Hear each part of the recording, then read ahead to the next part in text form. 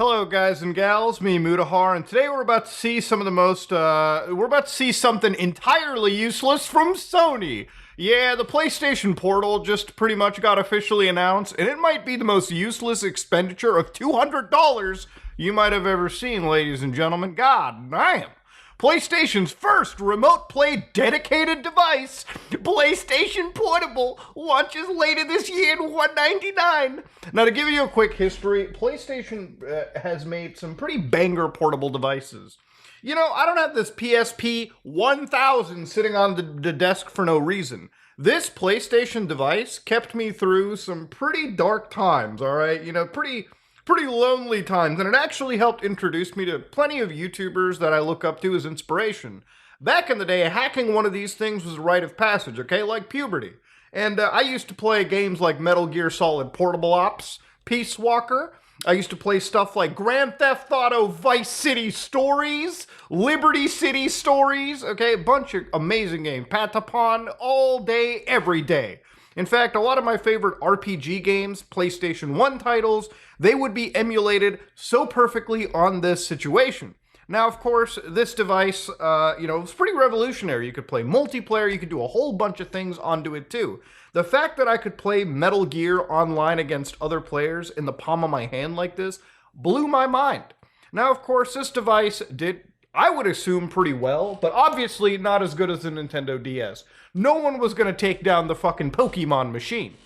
Now, of course, ladies and gentlemen, the PlayStation Vita comes in, all right? Now, this is a hacked model. This is the OLED PS Vita. A little bit dusty because I actually genuinely have not used this in a little bit, ever since, I've been rocking the old Steam Deck.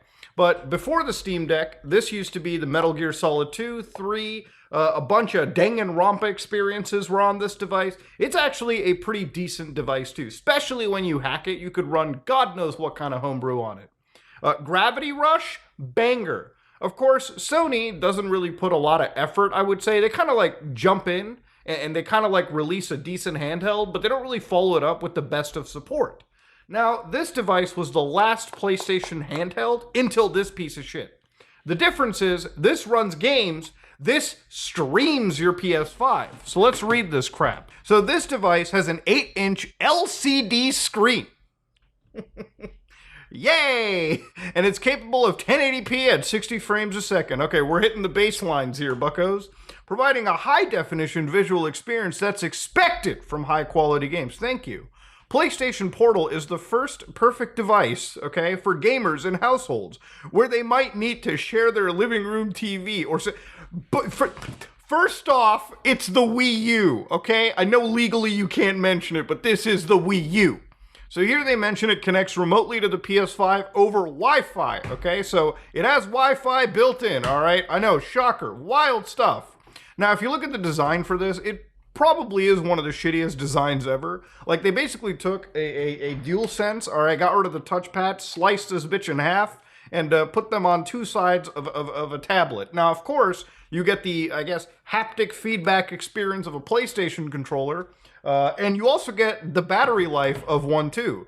Because I assume this device can probably last like maybe 2 hours, 3 hours. Anything beyond that is kind of pushing it. I say 3 hours because it's clearly not processing a game locally. It's just streaming video and sending back input, okay? That is what it is. But here's the real kicker for this one, okay? This one just slaps my cheeks. So by the way, PlayStation VR 2 games, obviously they're not supported, but games that are streamed through PlayStation Plus Premium's cloud streaming are not supported. What? Your system has Wi-Fi. How could you just not support the cloud streaming? This device literally just serves as a local home extension to the PlayStation 5. Now, to understand, this device doesn't matter too much to me because I have my PlayStation 5 in my bedroom, so I'm usually in bed if I'm playing a game on the PS5. But this is actually designed, I guess the target audience are people that have this in a living room, and let's say your wife or your husband comes and sits down and they want to watch something on Netflix, maybe watch The Boys on Amazon, or Severance, because that show's pretty great. Apple TV has, banger. Or your kids want to go watch Dora the Explorer or whatever crazy TV show exists these days.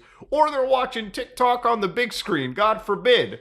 and you're like, damn, I really want to play some fucking Horizon 2. How are you going to do it? Well, thanks to the PlayStation Portal, you too can sit and neglect your children while you play a PlayStation 5 game. Yeah, this is a $200, okay? Now, normally I wouldn't be so wild here, but this is a $199.99 USD device. And if Sony expects this to sell, I'm going to show you right now, Nintendo's store currently has the Switch Lite for the exact same price, okay? $199 for the Switch Lite, okay? Obviously, it's not, the Switch that you switch and connect to the TV, but it's the same goddamn system, and it can run games locally. Yeah, woo! That's the same price. So, dare I ask, young Padawan, why the fuck would you buy a local streaming device? Cloud would be a little bit too much, apparently, versus an actual dedicated handheld that you can play not just a whole bunch of indie games on it anyways, but also a lot of banger Nintendo exclusives as well. I get it.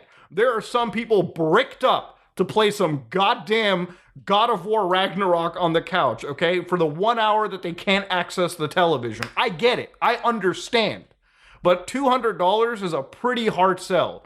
And what's funny is they're going to release this, and it's not going to sell that well because obviously the consumer has like way better choices. I'm not even saying go buy a Steam Deck, okay? The Steam Deck at cheapest is 500 Canadian, okay? And that's somewhere around like 350 US. So this is clearly like out of the price range for somebody who's looking directly at the PlayStation Portable. This is another big ask. This is nearly double the price at minimum.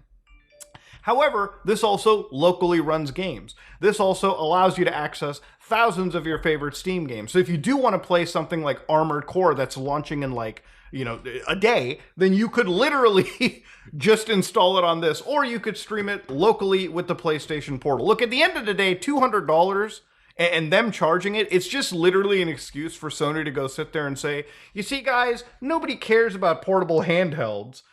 Because if this inevitably fails, then they're just going to make the excuse of whatever, we're just going to stick to core consoles. Dog, for fucking years, for an entire generation, I have wished for a successor to the PlayStation Vita. I love PlayStation, okay? I do enjoy this company. And I'll be the first one to call it out. But when it comes to this handheld device, and then this being a kind of successor, not really a successor, is just downright embarrassing.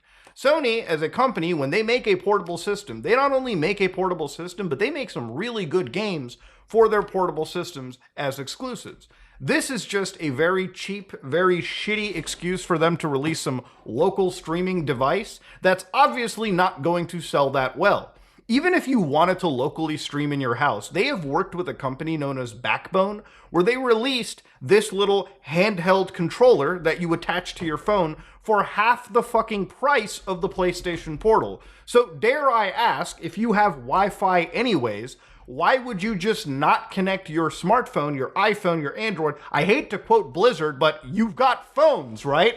Connect a controller, play your games through PlayStation Remote Play or cloud streaming. Hell, buy an Xbox Game Pass subscription and stream those games to your device. It is such a wild situation where this device has literally the most bare levels of effort put into it, but not only just bare levels of effort, okay? It literally has features missing for no reason. The fact that you can't cloud stream through this is baffling to me. If I find out tomorrow, and again, I'm basing this off of a Marquise Brownlee short, I'm sure he knows what he's talking about, obviously. But if it's confirmed that this device doesn't even allow you to pair Bluetooth headphones, and you have to exclusively use Sony's stupid Pulse earbuds, that's going to be the extra cherry on top.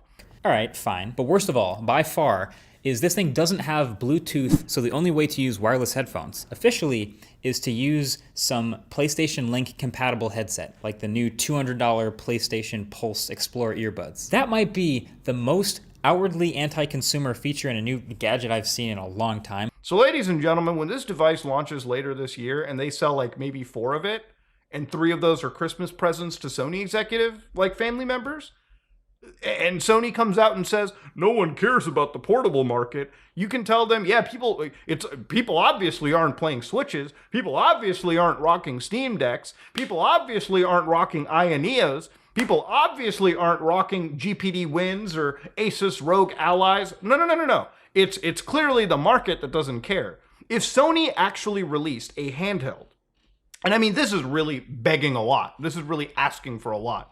If they released a handheld that was maybe $50 more expensive, but it was like literally a portable PlayStation 4 or something, something that could play your PS4 game library, that would kill it in the market, okay? That would be like the ultimate portable device. It could have the battery life. It could have a battery life to the length of the Steam Deck, maybe a little bit more.